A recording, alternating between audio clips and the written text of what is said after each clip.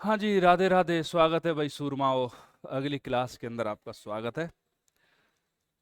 तो भाई देखो, ये जो क्लास है मुझे लग रहा है शायद राजस्थान के इतिहास में एक नया इनिशिएटिव है। और अगर आपने पिछला आरएएस वाला पेपर देखा होगा, अगर आपने पिछला आरएएस वाला पेपर देखा होगा, पिछले का मतलब जो अभी हुआ है, जस्ट आपका 2024 वाला बोलते हैं जिसको कब बोलते हैं, तो अभी जस्ट जो हुआ है आपका वो देखा होगा। तो उसके अंदर कई सारे क्वेश्चंस ऐसे थे बेटा जो डायरेक्ट या तो करंट अफेयर से थे। करंट अफेयर में भी कौन सा करंट अफेयर बेटा, जो डायरेक्ट आपको 50 या 100 शब्दों के अंदर पूछे गए थे। काफी सारे ऐसे क्वेश्चंस थे, स्पेशली पॉलिटी के, आईआर के, इकोनॉमी के, बहुत सारे क्वेश्चंस ऐसे थे। ठीक है। और वो क्वेश्चन आपको कहीं स्टैटिक के अंदर नहीं मिलेंगे। वो देखने में उनका स्वभाव लगेगा आपको कि वो स्टैटिक के प्रश्न है, लेकिन वो एक्चुअली स्टैटिक के नहीं होते हैं, वो करंट अफेयर से ही होते हैं। अब उसी आपकी समस्या का समाधान करने के लिए बच्चा पार्टी यहां पर जो है, जो करंट अफेयर की क्लास है उसके अंदर वीकली, देखो अपना करंट अफेयर तो वीकली ही चलेगा, अपना करंट अफेयर वीकली चलेगा, उसके अंदर डेली वेली का कोई सिस्टम नहीं रहेगा। और ये धीरे धीरे इसकी महत्ता भी आपकी समझ में आ जाएगी। आपको यूपीएससी एस्पिरेंट नहीं है जो आपको पर डे वाला चाहिए, आपका डेली बहुत है। ठीक है। और इस क्लास के अंदर बेटा अपन एडिटोरियल सेक्शन करेंगे, और इस एडिटोरियल के अंदर जो आपके सिलेबस से जुड़े हुए हैं, चाहे वो इंडियन एक्सप्रेस के हों बेटा, और चाहे वो द हिंदू के हों,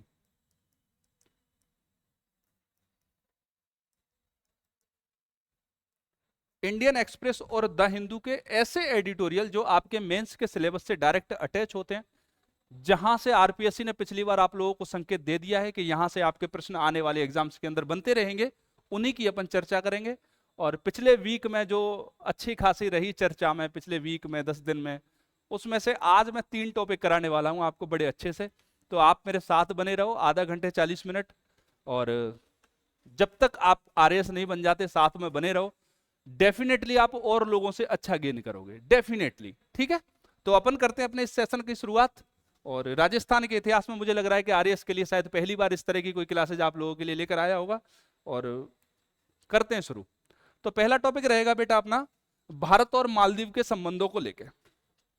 भारत और मालदीव के संबंध इस समय पर पूरे भारत के अंदर चर्चा का विषय बने पड़े हैं, क्योंकि बेटा मालदीव की अगर स्थिति देखी जाए, देखो भारत जो है वो हिंद महासागर के सर पर स्थित है, लेकिन हिंद महासागर पर कंट्रोल करने के लिए मालदीव का आपके साथ होना बहुत जरूरी है।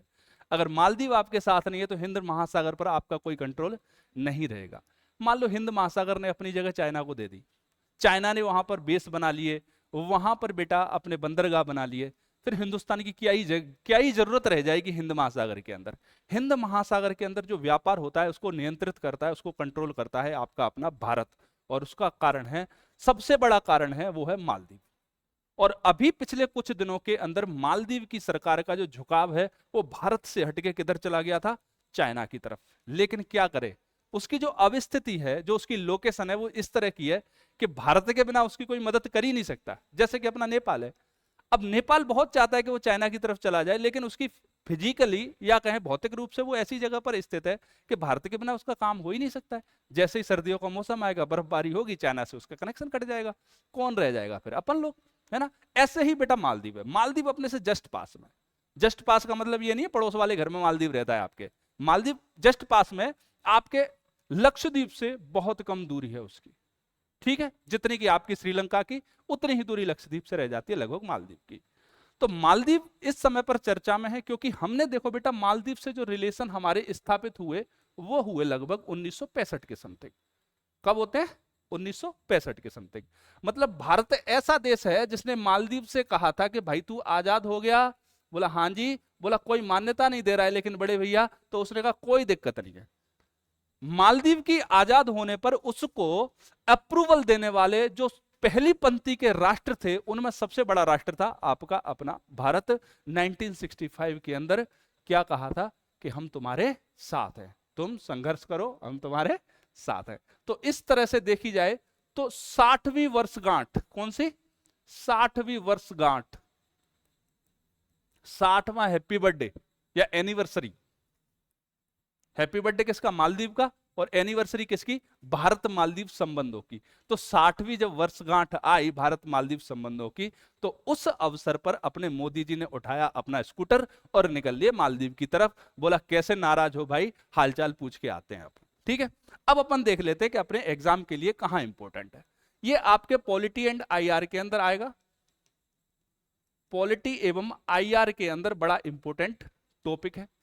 आरएस मेंस के अंदर पॉलिटी और आईआर, विभिन्न अपने पड़ोसी देशों से जो संबंध स्थापित करेंगे या संबंध किस प्रकार के हैं, ये पूछ सकता है आपसे। और ये आपके इंडियन एक्सप्रेस ने कवर किया है। किसने कवर किया है बेटा? इंडियन एक्सप्रेस ने कवर किया है कि PM Modi visit to Maldives a diplomatic reset. Reset इसलिए क्योंकि पिछले कुछ समय से, जब से मोहम्मद मुइज्जू आए हैं वहां पर, कहां पर जाके बैठ गया था मालदीव? चाइना की गोद में। एक्चुअली चाइना ने मालदीव को पिछले दिनों में इतना कर्जा दिया है, इतना कर्जा दिया है कि उसके पास कोई ऑप्शन ही नहीं था, या कह दें तो। ठीक है, देखो विभिन्न राष्ट्रों की जो सरकारें हैं वो दूसरे, या कहें तो बड़े देश, विकसित देश हैं, वो छोटे देशों की सरकारों को अपने हिसाब से डिसाइड करते हैं। चाइना की एक डिप्लोमेसी, चेकबुक डिप्लोमेसी। सामने वाले को इतना एहसान कर दो, इतना कर्जा दे दो, उतना कर्जा दे दो कि अगर उसके अहित की भी बात हो तो भी वो मना नहीं कर पाए। यही हुआ मालदीव के साथ में। पहले तो मुइज्जू साहब जाके बैठ गए मालदीव को ले जाकर बैठ गए चाइना की गोद में। उसने खूब सारा कर्जा दिया। अभी उसने बोला भाई वापस कर। बोला वापस करने के लिए तो है ही नहीं। बोला नहीं है तो ये पोर्ट हमें दे दे, ये पोर्ट हमें दे दे, ये वाला द्वीप हमें दे दे। नहीं दे रहा है और भारत को यहां से भगा दे। समझ में आई कि नहीं आई? कितने सारे काम किए उसने। ठीक, चलिए अब अपन देखते हैं भारत के साथ में क्या संबंध किस तरह से बिगड़े और क्या हुआ है। पहली बात अपन चर्चा क्यों कर रहे हैं? क्योंकि इंडिया आउट एक कैंपेन चलाया था कि भारत वापस जाओ। इंडिया आउट कैंपेन, जिसको अपन ने शायद पिछले से पिछले लेक्चर के अंदर पढ़ा भी था। तो इंडिया आउट कैंपेन या इंडिया आउट अभियान के बाद में मालदीव जो है वो चीन की तरफ चला गया था, या फिर कहें चीन की तरफ चला गया था, इसीलिए इंडिया आउट कैंपेन हुआ था। और उसके बाद अपने मोदी जी कुर्सी लेके लक्षद्वीप पहुंचे थे, उसके किनारे पे बैठ खोल के बैठ गए थे। बोला इधर बैठेंगे, ठंडी ठंडी हवा का आनंद लिया। और अभी आपको पता चलेगा। और फिर कौन घबरा गया? मालदीव। क्यों घबरा गया उसका अभी आपको पता चलेगा। क्योंकि मालदीव के अंदर टूरिज्म जो एजेंसी है या टूरिज्म जो इंडस्ट्री है उसको डेवलप करने वाला ही भारत है। ठीक है, उसके अंदर लगभग 97% पर्यटक अपने होते हैं। अपने यहाँ तो बॉलीवुड में ये खेल छुटभैये टाइप के जो अभिनेता है, पैसा वैसा कम है, शौक है विदेश जाने का, पहुंच जाते हैं लेके अपने। ठीक है, चलिए तो मालदीव के इधर चीन की ओर झुका, इंडिया आउट कैंपेन हुआ। और इसके बाद में भारत के प्रधानमंत्री की पहली बार क्या हुई है? मालदीव की यात्रा। मालदीव इंपोर्टेंट क्यों है सर? स्ट्रेटेजिक पार्टनर, पहली बात तो ये है। हिंद महासागर के ऊपर कंट्रोल करने के लिए अपन को मालदीव की जरूरत है। और पड़ोसी प्रथम पॉलिसी का भी हिस्सा है मालदीव। भारत की पड़ोसी प्रथम की जो पॉलिसी है उसका भी हिस्सा कौन है बेटा? मालदीव है। अगर अपन लोकेशन देखें मालदीव की, ये अपना भारत यहां समाप्त होता है, शायद आपको दिख रहा होगा, और नहीं दिख रहा होगा तो मैं यहां लाइनिंग कर देता हूं। ये अपना जो भारत है और यहां पर है बेटा आपका मालदीव, और यहां है आपका लक्षद्वीप। ठीक है, यहां पर क्या है? लक्षद्वीप। लक्षद्वीप से बहुत पास में, इधर पड़ोस में जाके तो मोदी जी कुर्सी ले जाके बैठ गए थे इधर कुर्सी डाल के। अभी सोचो यहां पर अगर चाइना आके बैठ जाता है, और ये पूरा हिंद महासागर है बेटा, ये पूरा हिंद महासागर है, क्या इस पर कंट्रोल इंडिया का होगा या चाइना को होगा?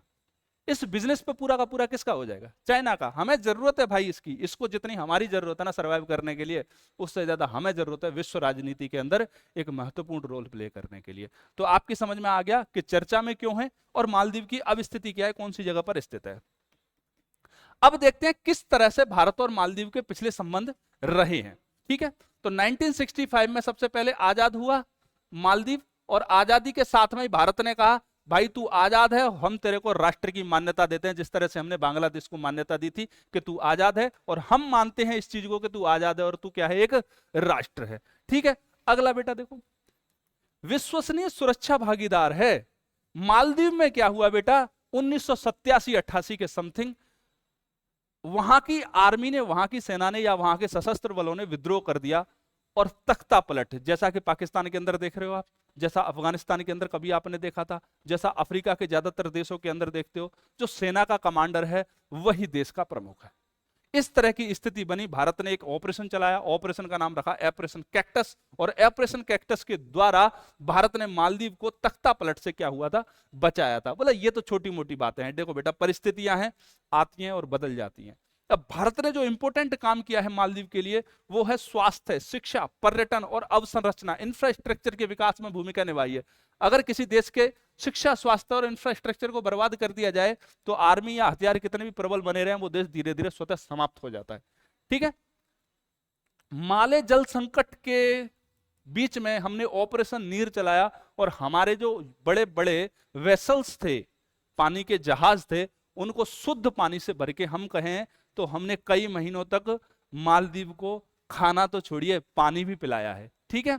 इसके बाद में 2012 कोरोना महामारी के दौरान हमने सबसे बड़ा सहयोग किया था। बेचारा मालदीव के पास क्या ही था, पर्यटन बेस्ड है इंडस्ट्री, पर्यटन हो गया पूरी दुनिया से बंद, मालदीव के पास कुछ नहीं है, खाना पीना हो गया समाप्त, क्योंकि जमीन छोटी सी है, जो आ जाता है थोड़ा बहुत पर्यटन से उसी से खरीद बेच के क्या कर लेते हैं, स्पेशली भारत से ही अनाज ले लेते हैं खाने पीने को।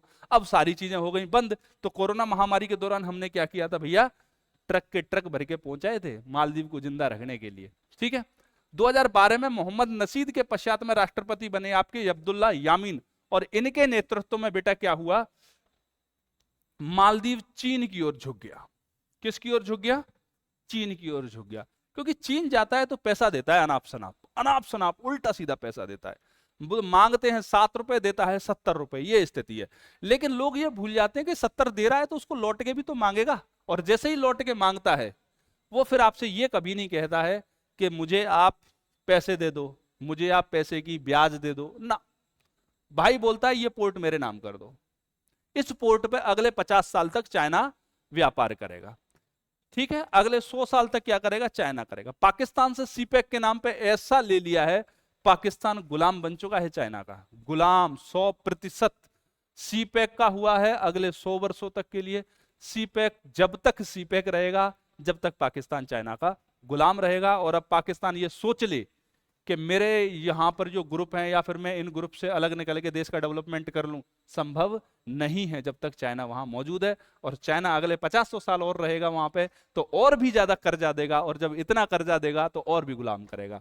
चाइना जहां भी गया है, चाइना और फ्रांसीसी, औपनिवेशिक काल में फ्रांसीसी और आज के समय में चाइना, ये जिस देश के अंदर गए हैं वहां अस्थिरता पैदा हो गई है। गुलामी या गुलाम या उपनिवेश ब्रिटेन ने भी बनाए थे, लेकिन आज दुनिया के अंदर जितने भी ब्रिटिश उपनिवेश थे वो सारे के सारे एक स्टेबलाइज लोकतंत्र हैं। जहां भी डच और फ्रांसीसी थे वहां आज भी युद्ध और लड़ाइयां हो रही हैं, लेकिन वहां पर लोकतंत्र स्थापित नहीं हो पाया है।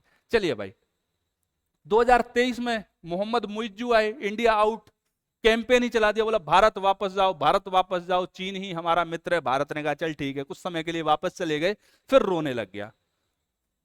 फिर क्या हो गया, रोने लग गया। भाई पर्यटन इंडस्ट्री क्या होगी, बच्चा पार्टी खत्म हो गई लगभग उनकी। तो हाल ही में द्विपक्षीय संबंधों की 60वीं वर्षगांठ पर भारतीय प्रधानमंत्री ने क्या किया, वहां पर यात्रा करी। अब उस यात्रा का क्या इंपैक्ट हुआ देखते हैं अपन।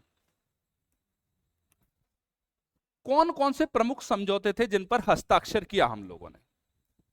ठीक है। कौन कौन से प्रमुख समझौते थे जिन पर हस्ताक्षर किया। भाई चाइना ने क्या दिया था, कर्जा, कर्जा ही तो दिया।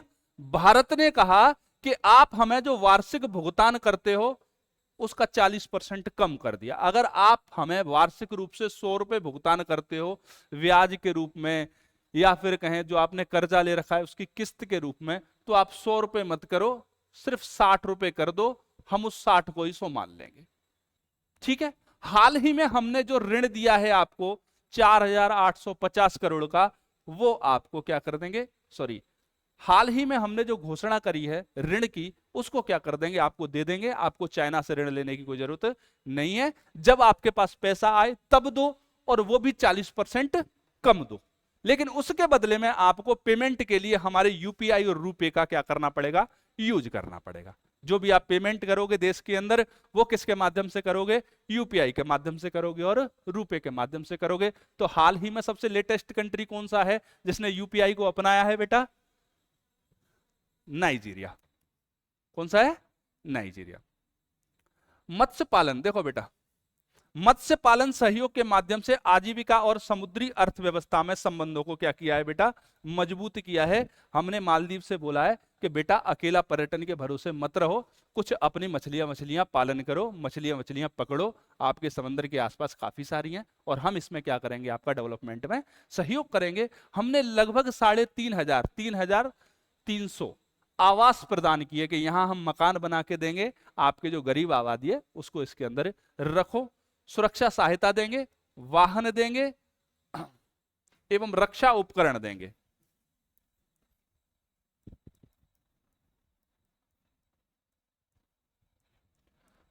हम रक्षा उपकरण अब देने को उनको क्यों रेडी हो रहे हैं, क्योंकि चाइना ने कहा हाँ, तुम हमसे ये खरीद लो, वो खरीद लो, ये ले लो, वो ले लो, सस्ते दामों पे दे देंगे, तुम हमारे गुलाम हो। तो भारत ने कहा तुम चिंता नहीं करो, उनका फर्जी आपने देख ही लिया होगा, पाकिस्तान से युद्ध हुआ उसमें सारी की सारी चीजें फर्जी हैं। जो भी चाहिए आपको, छोटे मोटे वेसल्स चाहिए, पेट्रोलिंग के लिए वेसल्स चाहिए, वो हम आपको दे देंगे। और मुक्त व्यापार समझौते पर क्या होगी बेटा, चर्चा। और जलवायु आपदा साझेदारी, ये तो फालतू की बातें हैं, जलवायु पे तो हर एक जगह बात हो रही है, बात ही बात हो रही है, काम कोई नहीं कर रहा है बेटा। ठीक है, तो कौन कौन से समझौते पर हस्ताक्षर हुए बच्चा पार्टी, तो पुनर्भुगतान या फिर जो हमारे लोन की जो ऋण है उसको, लोन की जो किस्त है उसको हम केवल 100 रुपए की जगह 60 रुपए ले लेंगे, मतलब 40% तक कम कर दिया।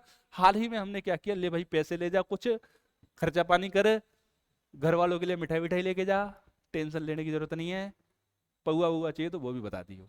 ठीक है, उसके बाद क्या है, समुद्री हमने अर्थव्यवस्था के संबंधों में कि भाई थोड़ा थोड़ा सा अपना भी करो, ऐसे थोड़ी है कि कोई आएगा और तुम उसकी खिदमत में ही लगे रहोगे, अपना भी काम धंधा करो। कोरोना जैसी महामारी दोबारा आई तो फिर क्या ही करोगे आप, सुरक्षा और सहायता के लिए उपकरण दे दिया, मुक्त व्यापार का समझौता कर दिया।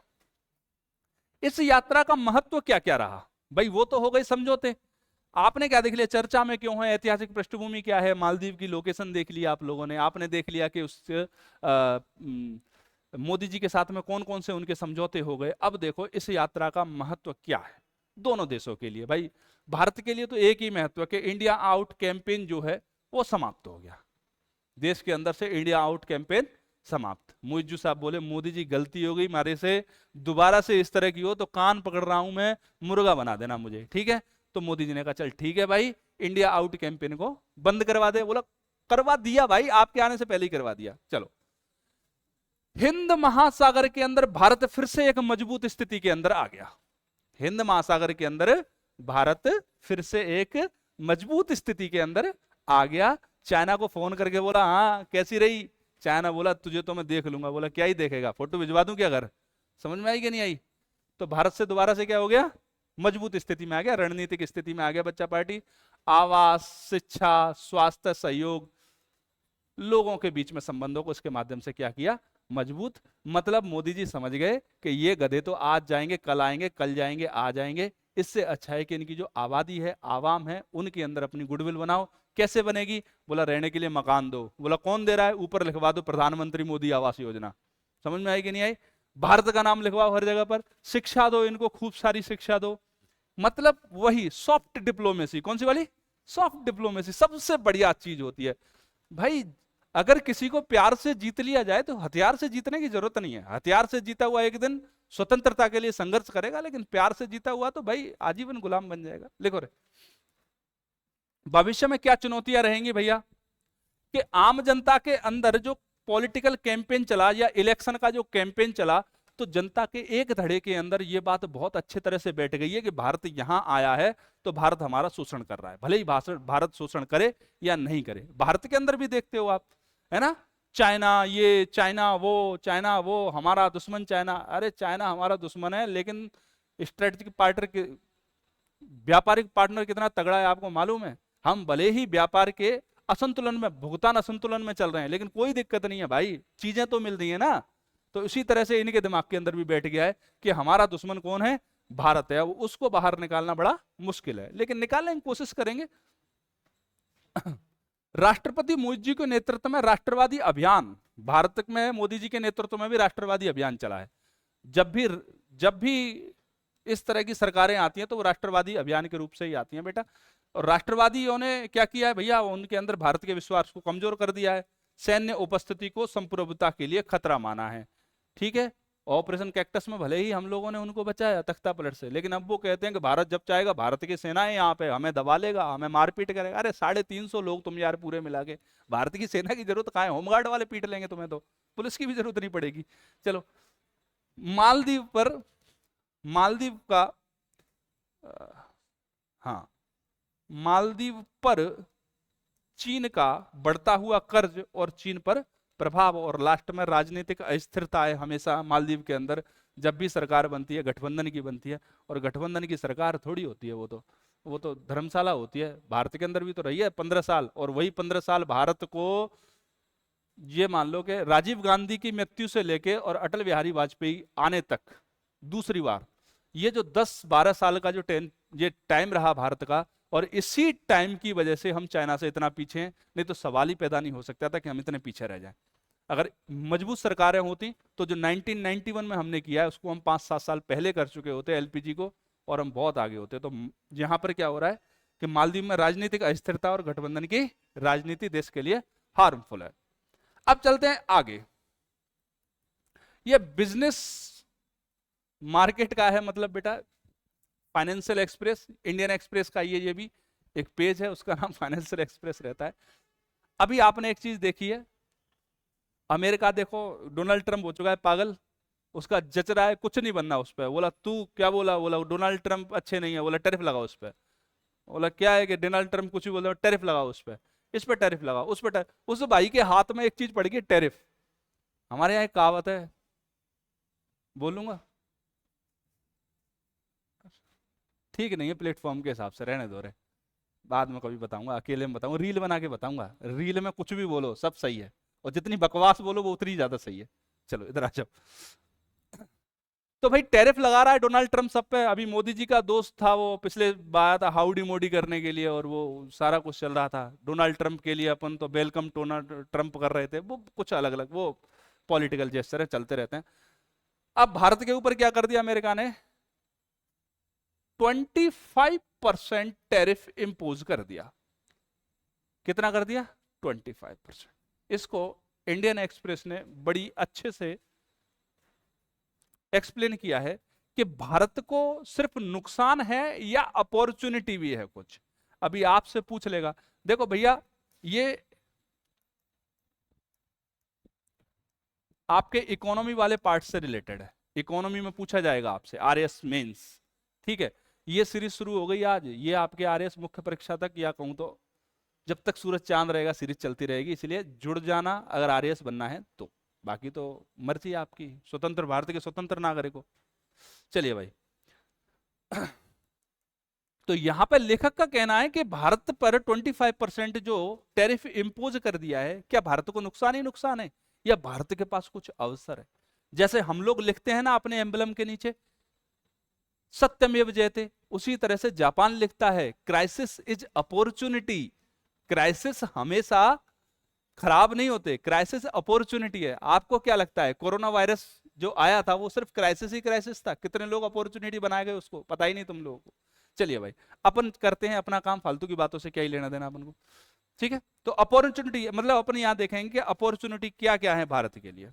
आ जाओ रे, सबसे पहली बात, चर्चा क्यों कर रहे हैं अपन, ये चीज चर्चा में क्यों है? तो भारत के ऊपर अमेरिका ने क्या कर दिया है, टैरिफ लगा दिया है 25%, ठीक है। टैरिफ क्या होता है? आपके दिमाग में एक बात आ रही होगी हमेशा, सर पिछले 15-20 दिन से टैरिफ टैरिफ टैरिफ टैरिफ, दिमाग के अंदर टैरिफ घुस गया है। लेकिन टैरिफ होता क्या है?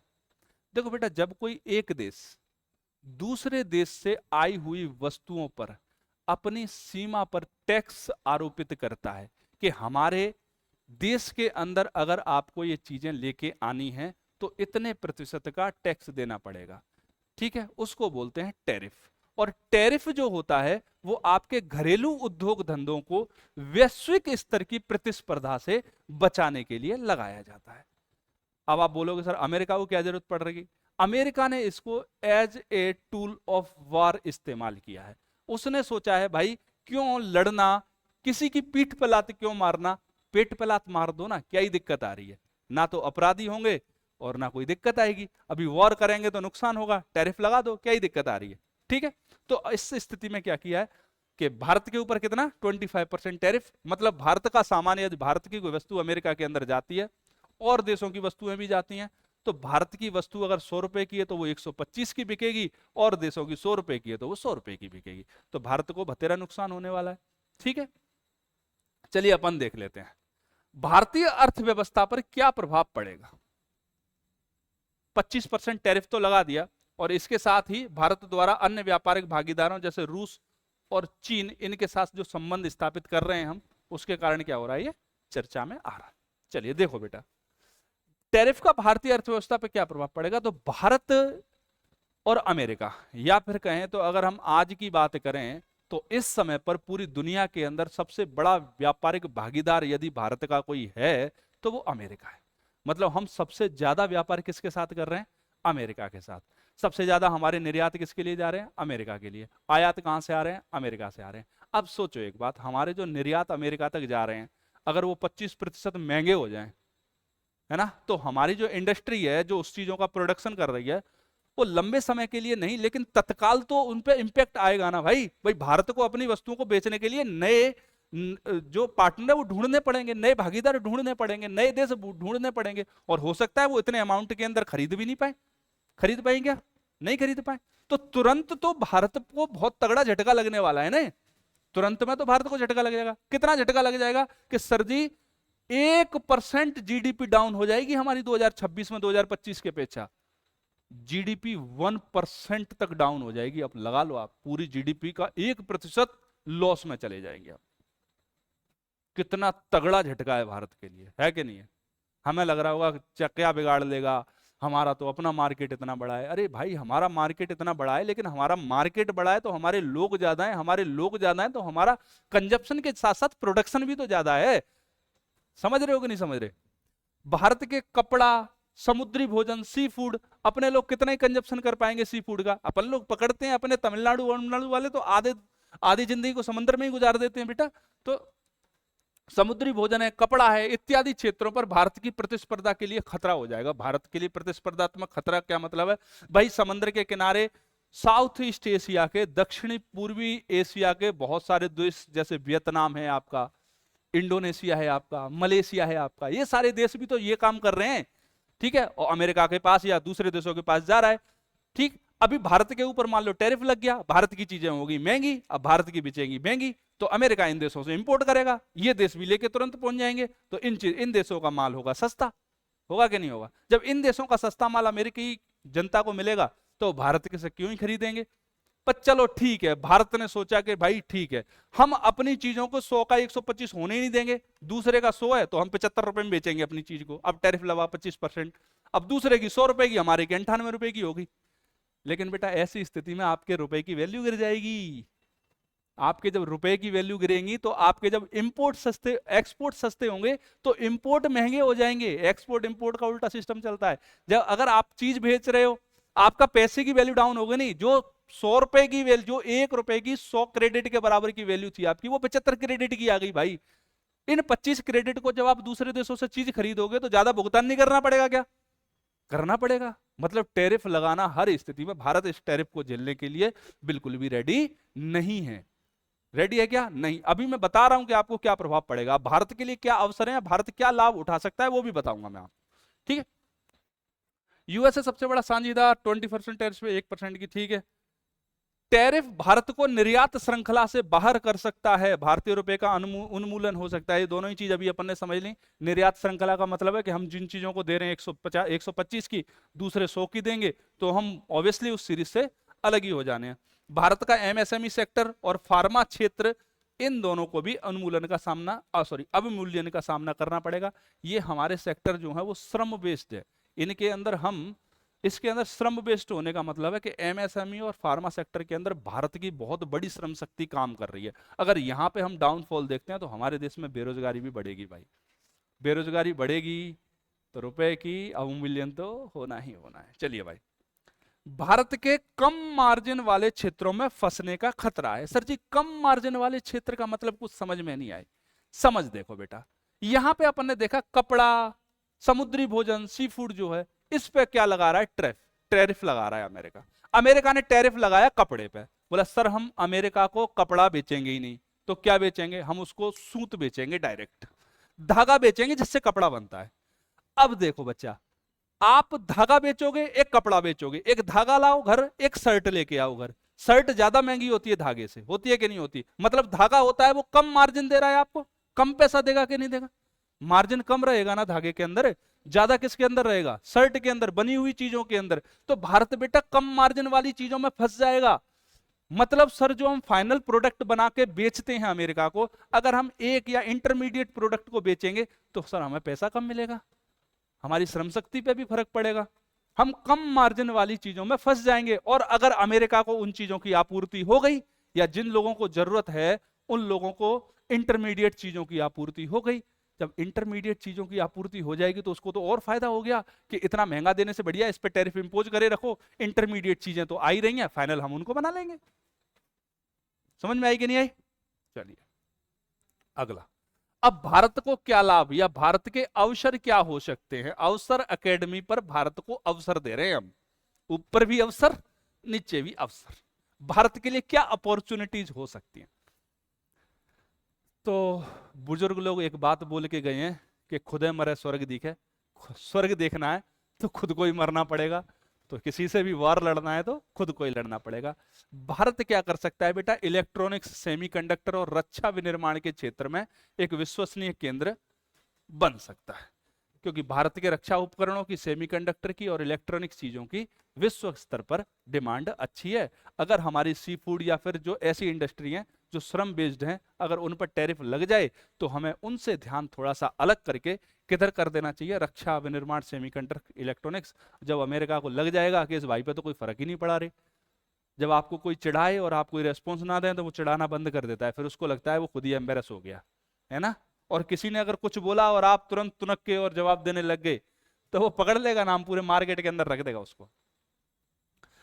जरूरी नहीं है हम अमेरिका के साथ ही इतने एंगेज हो जाएं, भाई विश्व के दूसरे देशों और संगठनों के साथ में आप फ्री ट्रेड एग्रीमेंट करो, नहीं क्या दिक्कत आ रही है भाई, इसने टैरिफ लगा दिया, बोला चल ठीक है, दूसरों के साथ में हमारा एफटीए, फ्री ट्रेड एग्रीमेंट करोगे, जब आपके यहाँ कोई ट्रेड पे कोई टैक्स नहीं होगा तो लोग भर भर के आएंगे, उनसे भी फ्री ट्रेड करो। जब आपकी चीजों पे कोई टैक्स नहीं होगा तो आप भी भर भर के लेके जाओ उनके देश के अंदर, आप अपनी चीज उनके देश में बेचो, वो आपके देश में बेच रहे हैं, क्या ही दिक्कत है, धरती सुनहरी अंबर नीला, ठीक है कि नहीं, क्यों टेंशन ले रहे हो।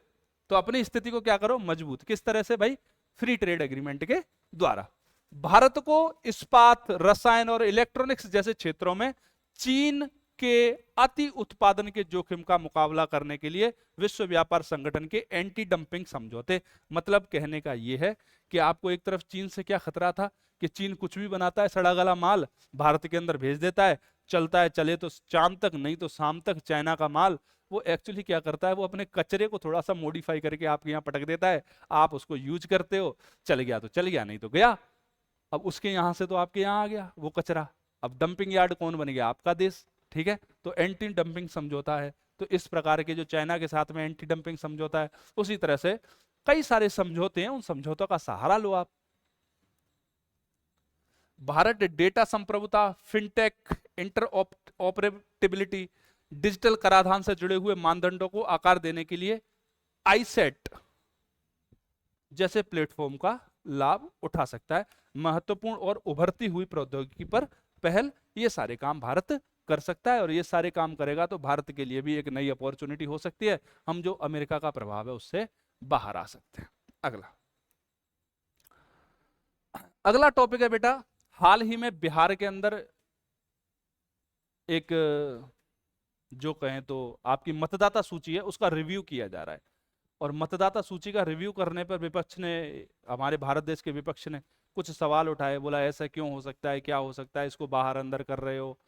और उसके बाद में राहुल गांधी जी ने एक प्रेस कॉन्फ्रेंस बुलाई, अपने सारे जो घटक दल हैं उन सबको बुलाया और एक पीपीटी बढ़िया सी बनाई, उसके अंदर बोला 40,000 तो अकेले बनारस के अंदर ही ऐसे लोग हैं जिन्होंने वोट दिया और वोट देने के बाद गायब हो गए, पता ही नहीं चला उनका कौन था, कहाँ से आया, कैसे आया, ठीक है, वो उनका ठीक है। अब इस चीज को लेके जो इम्पैक्ट हुआ वो ये हुआ बच्चा कि इलेक्शन कमीशन की जो क्रेडिबिलिटी थी, उसकी ट्रांसपेरेंसी थी, उस सब पे प्रश्न चिन्ह लग गया। पहले तो सिर्फ ईवीएम पे लगता था, बोला ईवीएम बेकार है। बोला चलो ठीक है, ईवीएम तो बदली भी जा सकती है, मशीन है, कुछ भी हो सकता है।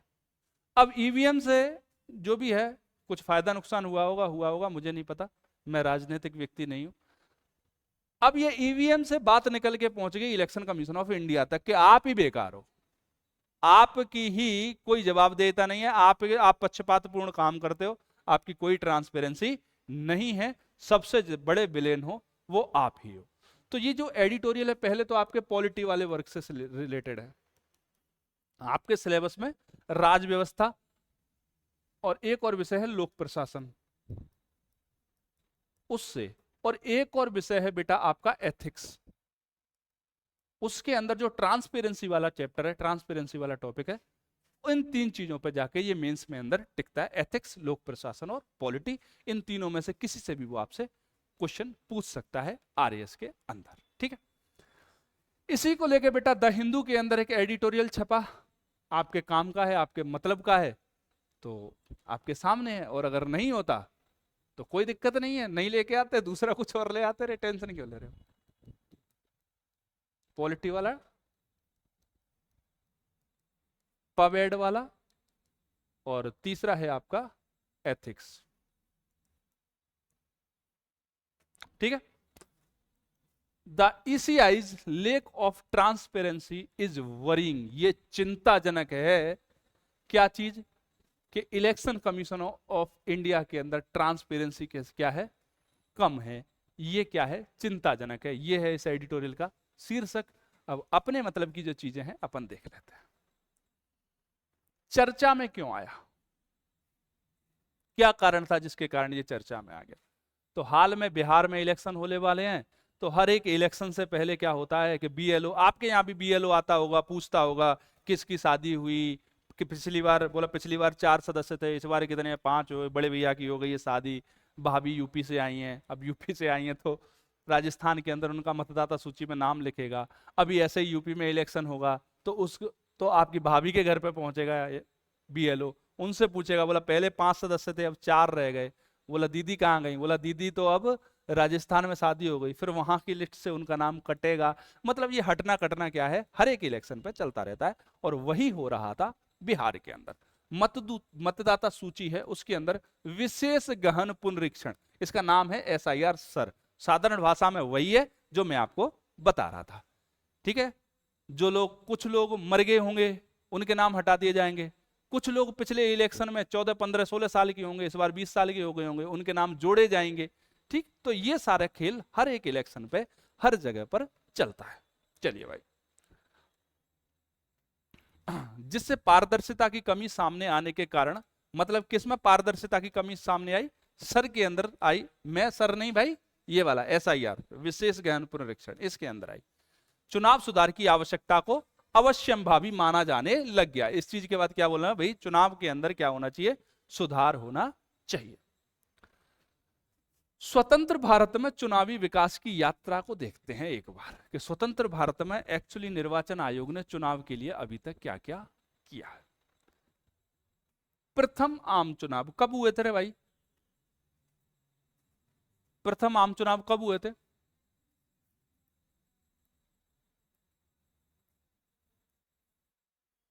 51-52 में हुए थे, है ना। चलिए 51-52 में प्रथम आम चुनाव हुए। राजनीतिक दलों के लिए चुनाव चिन्ह का प्रावधान किया गया। देखो बेटा, जब प्रारंभ हुआ था चुनावों का या लोकतंत्र का, जहां भी जिस भी देश में, वहां पर चुनाव चिन्ह की कोई व्यवस्था नहीं थी। वहां पर उम्मीदवार के नाम होते थे, उनके नाम का ठप्पा होता था, फोल्ड करते थे और रख देते थे। लेकिन एक समस्या आई इससे, जहां भी चुनावों की शुरुआत हुई, जिस देश, आज मान लो आज की डेट में किसी देश के अंदर इलेक्शन की शुरुआत हो रही है, तो आप समझ लो उस देश का साक्षरता स्तर कितना ही होगा, ठीक है। जब साक्षरता ही नहीं है तो आप यदि उम्मीदवारों के नाम लिख दोगे तो क्या मतदाता समझ पाएंगे? बोला नहीं सर। तो उम्मीदवार के नाम के सामने एक चिन्ह लगा दो ना, कि रंजीत सर इलेक्शन पर खड़े हुए हैं और चुनाव चिन्ह पेन, चुनाव चिन्ह क्या है? पेन। तो पेन की पहचान किससे होगी? रंजीत सर से होगी। चश्मा लगा दो रे, चश्मा, ठीक है। तो जहां चश्मा दिखेगा वहां ठोक देंगे लोग, बोला इस आदमी को वोट देना है, बोला चश्मा दिख रहा है, बोला ये उसी का है, ठीक है, चश्मा तो पहचान लेंगे ना। तो उसी तरह से बेटा पहली बार भारत के अंदर जब इलेक्शन हुआ तो भारत के अंदर भी समस्या आई कि भाई ये अनपढ़ लोग हैं, इतने सारे, लगभग 17 करोड़ मतदाता थे।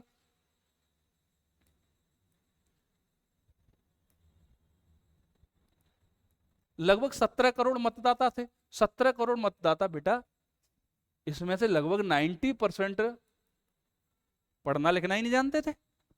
तो फिर क्या हुआ, राजनीतिक दलों को क्या दे दिया गया, चुनाव चिन्ह। बोला तुम्हें जहां भी झंडा दिखे झंडा मार दो, कुत्ता दिखे कुत्ता मार दो, तोता दिखे तोता मार दो। मारने का मतलब है निशान लगा दो। ऐसा नहीं, कुत्ता बड़ी चल रहा है इस समय, कुत्तों के ऊपर प्रोटेस्ट चल रहे हैं, तो कुत्तों को कैसे उठा सकते हो। 1960 में केरल से हमने क्या कर दी, आचार संहिता की शुरुआत करी। 1952 में क्या हुआ, पहली बार आम चुनाव हुए, और इसके अंदर हम लोगों ने क्या किया कि राजनीतिक दलों को इलेक्शन कमीशन ने, हम लोगों ने मतलब मैंने नहीं, इलेक्शन कमीशन ने क्या किया, चुनाव चिन्ह का वितरण किया। 1960 में केरल से, मतलब पहली बार 1960 के अंदर केरल में आचार संहिता का पालन किया गया था। मतलब जब से इलेक्शन की जो डेट है वो अनाउंस करता है, आचार संहिता की अवधि कितनी होती है, तो सर जिस दिन से इलेक्शन कमीशन बोलता है कि राजस्थान के अंदर 15 अगस्त से इलेक्शन होंगे, तो समझ लेना आज जब बैठ के इलेक्शन कमीशन घोषणा कर रहा है, उस समय से लेके और जब तक इलेक्शन का रिजल्ट नहीं आ जाता, वो पूरी की पूरी अवधि आचार संहिता होती है। क्या होती है वो, आचार संहिता। तो 1960 में सबसे पहले केरल में आचार संहिता लगी थी। इलेक्शन कमीशन ने 1989 में एक सदस्यीय था, इलेक्शन कमीशन कितना था, एक सदस्यीय। 1989 में कैसा हो गया, बहुसदस्यीय। 1990 में फिर से कैसा हो गया, एक सदस्यीय। और 1993 में कितना हो गया, फिर से बहुसदस्यीय। तो पहली बार बहुसदस्यीय कब हुआ इलेक्शन कमीशन, 89 में, 1989 के अंदर। और हम इसीलिए कहते हैं कि 1989 में इलेक्शन कमीशन एक सदस्यीय से बहुसदस्यीय हो गया। बहुसदस्यीय का मतलब क्या है गुरुजी, एक मुख्य इलेक्शन कमिश्नर, एक प्लस दो अन्य इलेक्शनर कमिश्नर, तो टोटल कितने हो जाएंगे, 3। कितना हो गया, 3 सदस्यीय निकाय। ठीक है, एक मुख्य निर्वाचन आयुक्त और 2 अन्य निर्वाचन आयुक्त। 61वां संविधान संशोधन 1989 में हुआ, उसमें आयु को हमने घटाकर कितना कर दिया, 21 वर्ष से घटाकर 18 वर्ष कर दिया। भाई इलेक्शन कमीशन ने क्या क्या किया है वो तो देख लो आप। ऐसा थोड़ी है इलेक्शन कमीशन किसी संस्था पर कोई व्यक्ति लेके आया, उसने पीपीटी चला दी, बोला 40, बोला क्रेडिबिलिटी पे सवाल हो गया। किसी पे भी सवाल उठा दो, देश है भारत, हम लोग तो किसी पे भी सवाल उठा देते हैं। हम लोग भगवान पे सवाल उठा देते हैं, अपने माँ बाप से सवाल पूछ लेते हैं कि तुमने हमारे लिए किया ही क्या। अपना देश है, ये तो कुछ भी कर सकते हैं।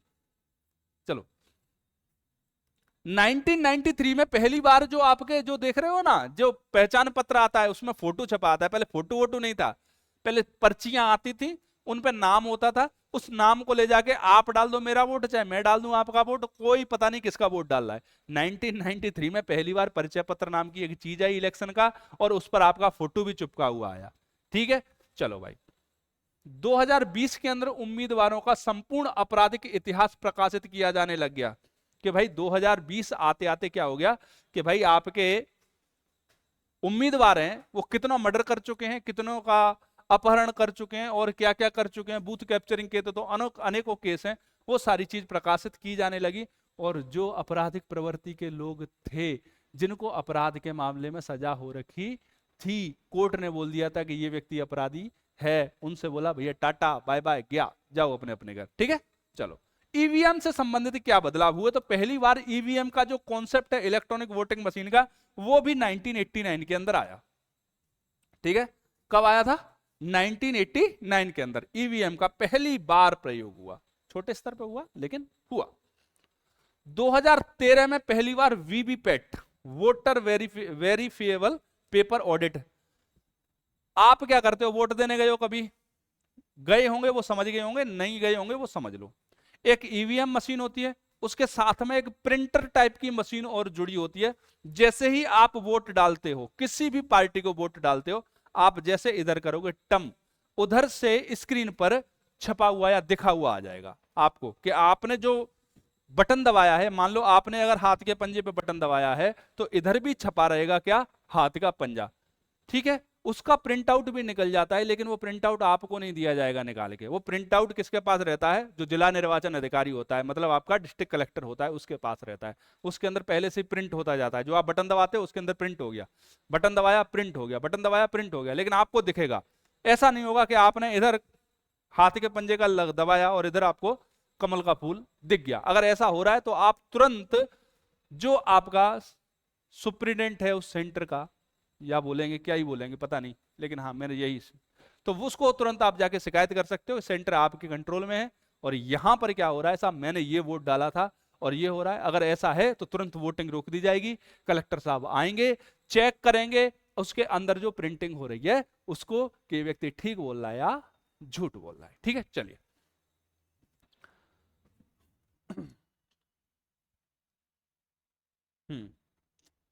नोटा, नोटा भी कब ऐड हुआ आपका? 2019-20 के समथिंग। 19-20 में हुआ, 14 में हुआ था, चलो कोई नहीं। 13 में, 2013 में क्या हुआ बेटा? हटा दो इस लाइन को। 2013 के अंदर नोटा का यूज किया जाने लगा। अगर आपको नन ऑफ द अबव, अगर आपको सारे ऊपर से जितने भी प्रत्याशी हैं सारे के सारे लगते हैं चोर हैं, तो किसी को मत दो, जाके नोटा दबा दो। हाँ, हम लोग अभी नोटा का महत्व नहीं समझ पाए। हमें लगता है नोटा, नोटा को कई लोग तो हमारे यहाँ लोटा बोलते हैं। बताओ क्या ये? अगर आप जितनी वोटिंग हुई है उसका 50% प्लस 1 वोट अगर नोटा को जाता है, या फिर कहें जितने भी उम्मीदवार हैं उनमें अगर नोटा जीत जाता है, तो सारे के सारे कैंडिडेट पार्टियों को चेंज करने पड़ेंगे, दूसरे कैंडिडेट आएंगे। अब हम गाली देते हैं उन लोगों को जो इलेक्शन लड़ रहे हैं। हमारा अपना कोई धर्म ईमान है नहीं, हमें कभी ये क्या हो ही नहीं पाता है। चलिए, 2018 से बेटा इलेक्टोरल बॉन्ड भी आ गया, कि मतलब अगर किसी पार्टी को चंदा चाहिए तो वो बॉन्ड के माध्यम से ले सकती है, सीधा पैसे में, सीधा करेंसी में चंदा नहीं लिया जाएगा। इसके बाद देखो आप, SIR क्या है? आपने देख लिया कि निर्वाचन आयोग ने चुनावों में, या स्वतंत्रता जब से हमको मिली है तब से लेके आज तक हमने चुनावों के अंदर क्या क्या सुधार किए। अब अपन देख लेते हैं बच्चा पार्टी, SIR क्या है सर, क्या है? तो भारतीय निर्वाचन आयोग क्या करता है बेटा? समय समय पर मतदाता सूची को अपडेट करता है। उद्देश्य क्या है? तो नए जो योग्य मतदाता हैं उनका पंजीकरण करो भैया, जिनके 18 ईयर ओल्ड हो गए उनका पंजीकरण करो। समझे कि नहीं समझे? जो मर चुके हैं, शादी ब्याह या किसी भी चीज को लेकर स्थानांतरित हो चुके हैं, अयोग्य हो चुके हैं, उनके नाम को हटाओ भाई। समझे कि नहीं? मतदाता सूची में नाम, पता, आयु, लिंग आदि में अगर कोई गड़बड़ी हो गई है, कोई गलती हो गई है, तो उसको हटाओ, उसको सुधारो। और दोहरी प्रविष्टि है, इसका मतलब यह है एक व्यक्ति है वो गांव से भी अपने, हमारे यहाँ एक और रट्टा है, हम एक मकान बनवा लेते हैं शहर में, एक बनवा लेते हैं गांव में। गांव में तो हमेशा होता ही है। अब हमारा गांव की भी वहां से वोटर लिस्ट निकल रही है, वहां में भी हमारा नाम, शहर में भी हमारा नाम। तो ये दोहरी प्रविष्टि है। इसको भी रोकने के लिए क्या होता है बेटा, समय समय पर भारत का निर्वाचन आयोग अपडेट करता है मतदाता सूची को, और इसी चीज को क्या बोलते हैं बच्चा पार्टी? SIR या फिर सर। चलो आगे। भारत के अंदर जो निष्पक्ष इलेक्शन होता है उसको प्रभावित करने वाले कारक कौन कौन से? भाई यही तो है ना मेन मुद्दा, तो यही है ना कि भारत के अंदर निष्पक्ष चुनाव ही नहीं करा पा रहा है निर्वाचन आयोग। यही तो क्रेडिबिलिटी पे उसकी पे डाउट है। चलो भाई, भारत में निष्पक्ष निर्वाचन को प्रभावित करने वाले कारक, मतदाता रिश्वतखोरी सबसे पहला है। कोई फर्क नहीं पड़ता कितना काम कराते हैं आप, इलेक्शन के अगर संपर्क में रहे हो तो आपको पता होगा कि कोई व्यक्ति कितना भी काम कराए, डेवलपमेंट कराए, कोई फर्क नहीं पड़ता। कितना भी अच्छा कैंडिडेट हो, कोई फर्क नहीं पड़ता। फर्क पड़ता है कि जिस दिन इलेक्शन होना था उस इलेक्शन वाली रात में शराब और 2-2 हजार रुपया बटे के नहीं बटे। ऑन रिकॉर्ड बोल रहा हूँ, शराब और 2-2 हजार रुपया, जिस जिसकी जेब में 2 हजार रुपए और दारू की बोतल पहुंचती जाएगी, समझ लेना आपका हो गया वोट। इसको बोलते हैं मतदाता रिश्वतखोरी। मतदाता जो खुद रिश्वत लेता है उसको बोलते हैं मतदाता रिश्वतखोरी, सबसे बड़ा कारण। दूसरा, बूथ कैप्चरिंग, जो कमी रह जाती है, तुम नशे में टल्ली हुए घूम रहे हो, जो होशो हवास वाला व्यक्ति है वो 2 कान पे मारता है, आपके वोट को खुद डालता है, बूथ को कैप्चर कर लेता है। और सबसे इंपॉर्टेंट बेटा, AI का विशेष डीप फेक का यूज। मान लो मैं व्यक्ति हूं रंजीत सिंह, मैं अपना वोट डालने जाना चाहता हूं, मेरे से पहले किसी दूसरे व्यक्ति का वोटर ID बन गई, और मेरे जैसा लगभग मिलता जुलता फोटो जो मेरी और उस व्यक्ति की शक्ल का एक मैसअप फोटो होगा, उसको उस पर चिपका दिया और वो आराम से जाएगा, उसके जैसी शक्ल लगेगी और वोट डल गया। समझ में आई कि नहीं आई? मतलब मुझे पता ही नहीं और मेरा वोट डल चुका। ऐसा कई बार आपके साथ हो गया होगा। मतदाता सूची में डुप्लीकेट प्रविष्टियां इतनी भरवाते हैं अपन, गांव से तो है ही, अगर अपना रिश्तेदार शहर से भी खड़ा हुआ है तो शहर में भी नाम चिपकवा देते हैं। गलत वितरण, पुरानी जानकारी। पुरानी जानकारी का मतलब सेम वही चीज सर, हम रहने वाले यूपी के हैं, रहते राजस्थान में है, राजस्थान में भी नाम लिख गया, यूपी में भी नाम चल रहा है। समझ में आएगी नहीं है? सबसे ज्यादा फर्जीवाड़ा तो अपन लोग ही करते हैं, कोई और कर ही नहीं सकता। 2024 में जितने भी सांसद निर्वाचित हुए हैं उनमें 46 सांसदों के खिलाफ कैसे मामले हैं? आपराधिक मामले हैं। और आपराधिक सिर्फ ऐसे वैसे नहीं, 31% पे तो बलात्कार के, हत्या के और अपहरण के मामले। देख लो आप, संसद के अंदर बैठ के ये लोग पॉलिसी बनाएंगे आप लोगों के लिए, और आप लोग बोलते हो कि हमें राजनीति से क्या ही करना, नहीं करना तो गुलाम बन जाओ। चलो, मीडिया का दुरुपयोग, फेक न्यूज, पेड न्यूज, पैसा दो क्या बुलवाना है वो बोलेंगे, झूठ ऊट पटांग बोलेंगे।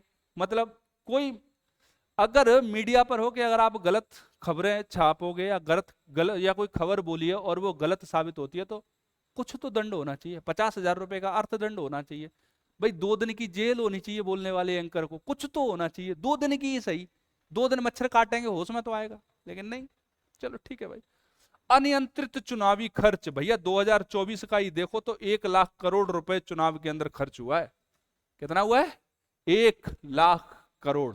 जहां भारत एक गरीब देश है और हमारे सांसद भी कैसे होते हैं, मजलूम। एक व्यक्ति है जिसका नाम नहीं लूंगा मैं, चलो नाम ले ही लेता हूं, जिसने बॉलीवुड की एक्ट्रेस से, आम आदमी पार्टी का सांसद है, एक बॉलीवुड की बड़ी नामचीन एक्ट्रेस हैं, उनसे शादी करी है उन्होंने अभी जस्ट।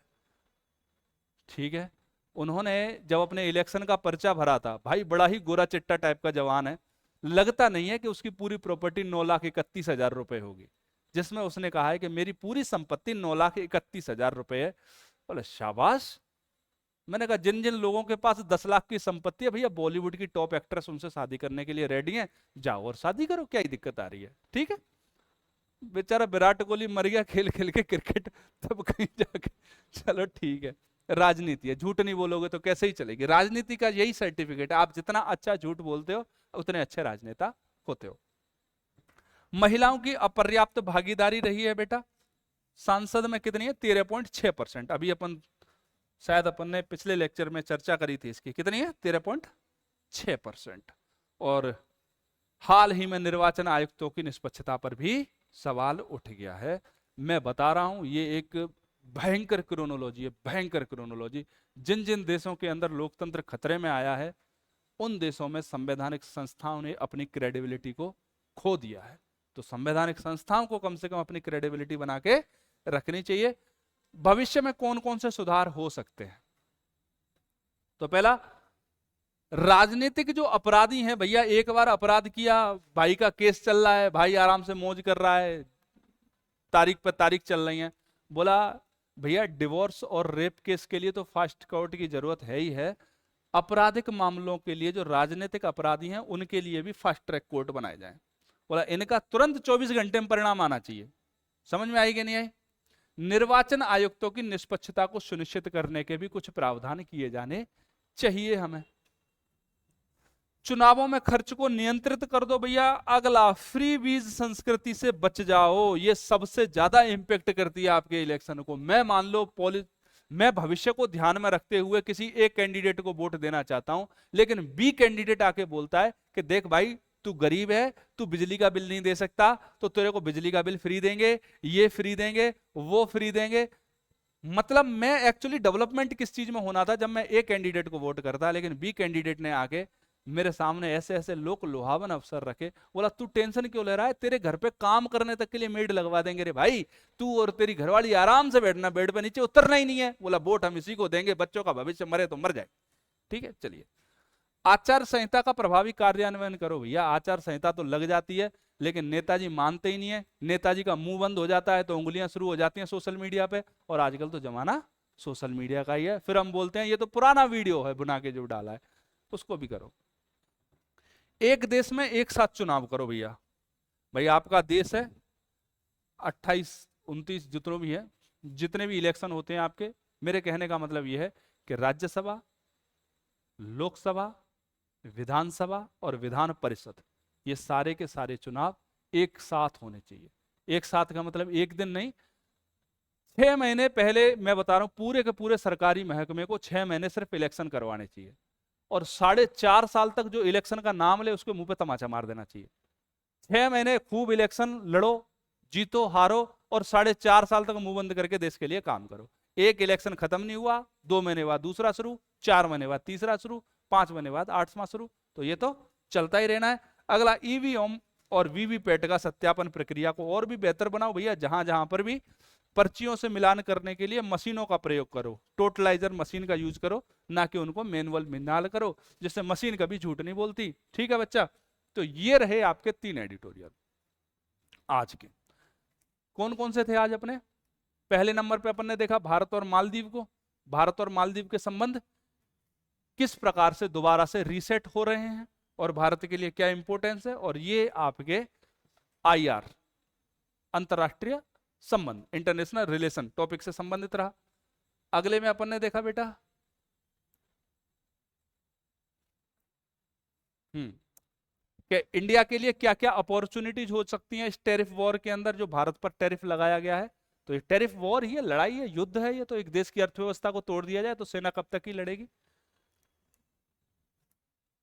उसके बाद बच्चा आपने देखा कि इलेक्शन कमीशन की ट्रांसपेरेंसी और क्रेडिबिलिटी पर जो सवाल उठ रहे हैं, उस चीज को लेकर भी हमने चर्चा करी। तो ये आपको आरएस मेंस के अंदर, और जो लोग यूपीएससी भी साथ में देना चाहते हैं देख सकते हैं, कोई दिक्कत वाली बात नहीं है।